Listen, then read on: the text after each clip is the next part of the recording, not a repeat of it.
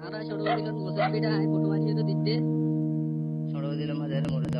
the last 5 months, we've been receiving graphic video from a part of Myanmar that's closed to the outside world.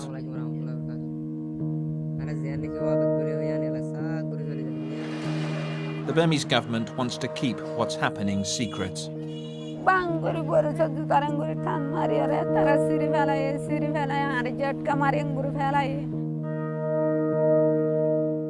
Definite crimes against humanity. And what about Aung San Suu Kyi, Myanmar's democracy icon turned leader? Ms. Suu Kyi, the United Nations has accused this country of committing crimes against humanity. Do you have any response to that? November 2016. Thousands of Myanmar's Rohingya Muslim minority are on the move, heading towards the border with Bangladesh.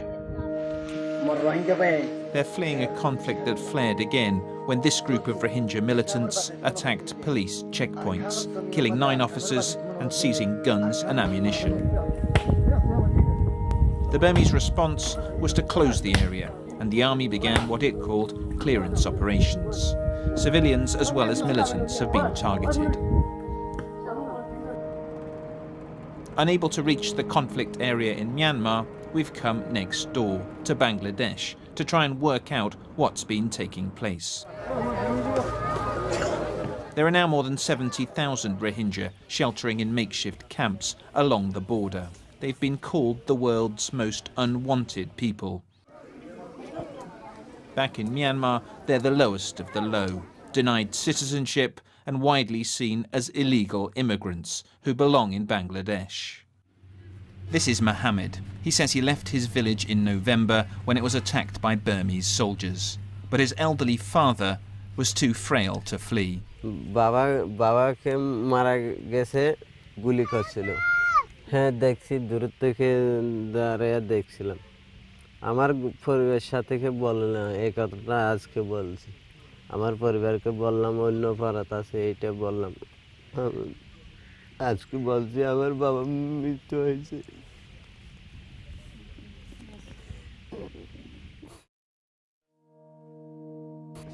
Mohammed's story is supported by video we've verified of helicopters overhead, burning homes, and large numbers of burnt bodies. All our smartphone footage has been given to us by a group that's been meticulously documenting events and verifying video. The government accepts that at least 25 people died here, but have claimed that the Rohingya have been torching their own homes across the area. A year ago, Burmese history had seemed set on a very different path. Released from house arrest, national heroine Aung San Suu Kyi had secured a huge election win. Overnight, decades of brutal military rule came to a remarkably peaceful end. But Suu Kyi's hard-won freedom and power have their limits. The Burmese generals have refused to hand over control of key ministries and the security forces. Since October, the United Nations and human rights groups have reported hundreds of cases of murder, rape and abduction committed against the Rohingya. Under international pressure to do something, Aung San Suu Kyi set up an investigation team. There are no Rohingya on it, and it's led by this man, Mint Sway, the vice president and a former general. Its methodology and treatment of victims have been criticised by the United Nations. Take this encounter between a Rohingya woman called Jamalida and one of the investigating officials. She was trying to tell them that she saw a group of women being forced into the bushes by soldiers. Suu Kyi's office has dismissed much of the testimony from the Rohingya as fake, and this was broadcast on state TV as proof that there had been no rape.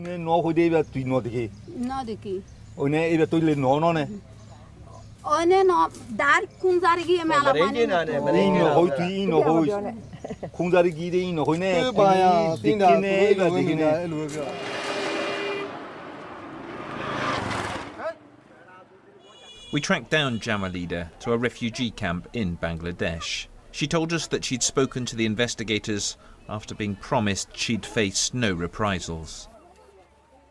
হতে তোর কিছু ন করিব যেতে তয়ে আলা তারা গাড়ি তুটে আই দূরি ভাড়া গলি গাই ভাড়া গলি ওরে বাদে হ্যাঁ তেলা তারা গাড়ি লইরে গিয়ে গই যাই গিয়ে মিলিটারি আরে তুয়াইতে আইছে আর ডর মানুষ আর বাম্মাদুল মানুষ তারা আর বিচারগিন দেওয়ানোর পরে অকতা যেতে থই তারা তো এলা আর বেলকগি তারা আগাগুড়া মিলিটারি ছবি দেওয়ানে Jamalida told us she was still recovering from what the soldiers did to her back in Myanmar.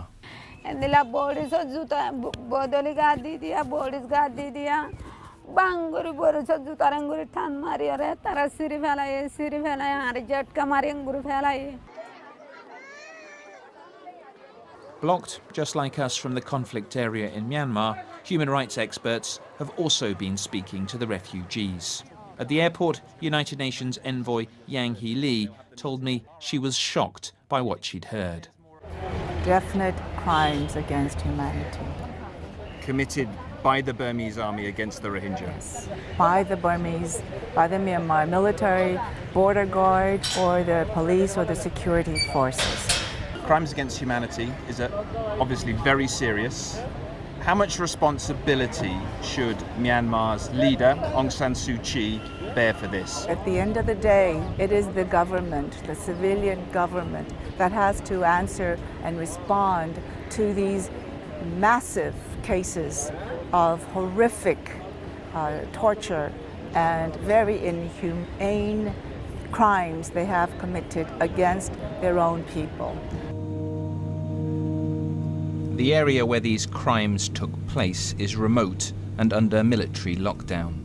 But we can fly to the biggest city in Rakhine State, Sitwe. Sitwe used to be a mixed town, with Buddhists and Rohingya Muslims living side by side. When violence erupted in 2012, Rohingya were forced from their homes and out of Sitwe. Now the once busy central mosque lies abandoned. On the streets and in the tea shops, it's hard to find anyone with much sympathy for their departed Rohingya neighbours. Most Burmese see them as illegal immigrants. Could you see a day when the Rohingya will come back here and the Buddhists and the Rohingya will live side by side?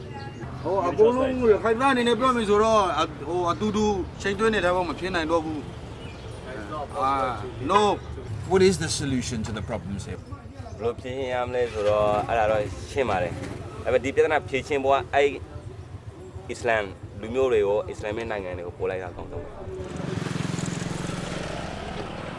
There is one small community of Rohingya who refuse to leave Sitwe. Checkpoints mark the entrance to Ong Mingala. It's a Muslim ghetto. This is Myanmar's version of apartheid. Almost 4,000 Rohingya live here. It's an island in Sitwe, surrounded on all sides by Buddhist homes. The fence and the police keep the two communities apart. At the entrance, we're met by Zozo, a Rohingya community leader. Moments later, we had company. Who's this guy behind me? Police. Are you from police? So, do you mind leaving us alone?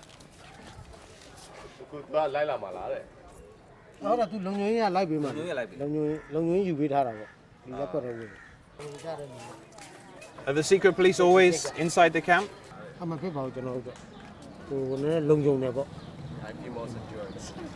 You really? What would happen if you went out that gate? Beaten by who?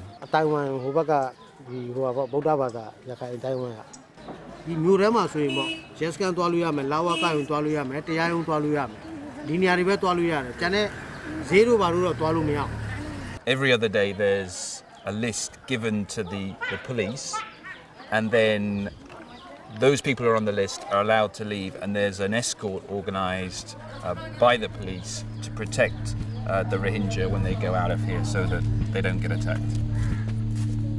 We go with Zorzor to midday prayers. There have been Muslims living in Rakhine State for centuries.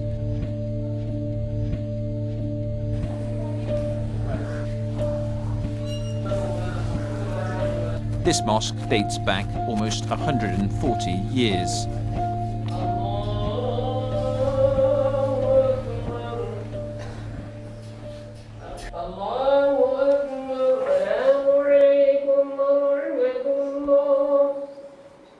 When Sitwe burnt 5 years ago, Zorzor was among the Rohingya who stood their ground and refused to leave.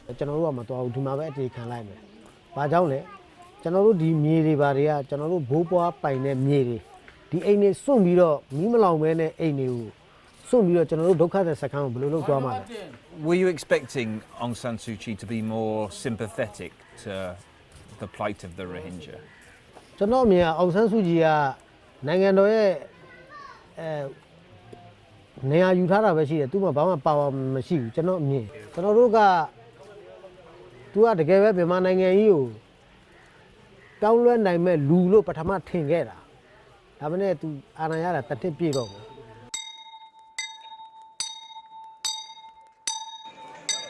It's Union Day, and in the town of Panglong in Shan State, the crowds are gathering for a rare chance to see Suu Kyi.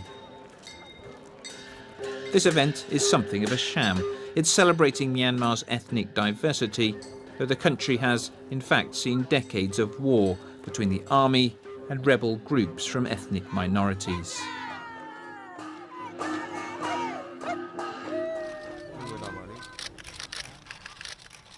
As the event gets underway, Suu Kyi sits silently with the generals. She knows she needs their support if she's to deliver her biggest policy goal: a nationwide peace agreement with all the ethnic minorities, apart from the Rohingya.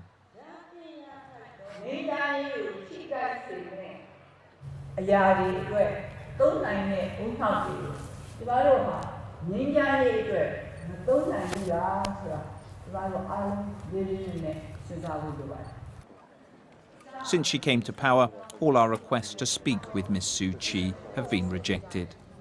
Ms. Suu Kyi, BBC, can I just answer your question, please? Ms. Suu Kyi, the United Nations has accused this country of committing crimes against humanity. Do you have any response to that?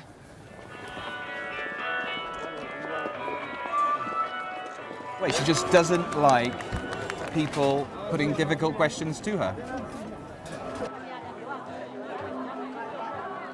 With Suu Kyi unwilling to talk to us, we arranged to meet one of her oldest political allies. Wintain is the spokesman for the National League for Democracy, Suu Kyi's party. I asked him why she isn't speaking out. Not because he doesn't care, but because if she says something, it will get worse, or if she says nothing, it's quite a dilemma. So you think the criticism which has been levelled against Aung San Suu Kyi, particularly over the treatment of the Rohingya in Rakhine State, you think that's unfair? But I won't say that she's going to do anything, but we are still finding ways. As a new government, which is trying to achieve true democratic country, we have thousands of problems. But it's a serious problem. The UN has said that maybe crimes against humanity are taking place Well, there. we don't believe that it's crime against humanity. It is an international affair. It's not an international affair. For most Burmese, life in the last few years has certainly changed for the better. But the Rohingya are still waiting, and their hopes are fading. So far, the price of power for Aung San Suu Kyi has been silence on the principles and values that she once held so dear.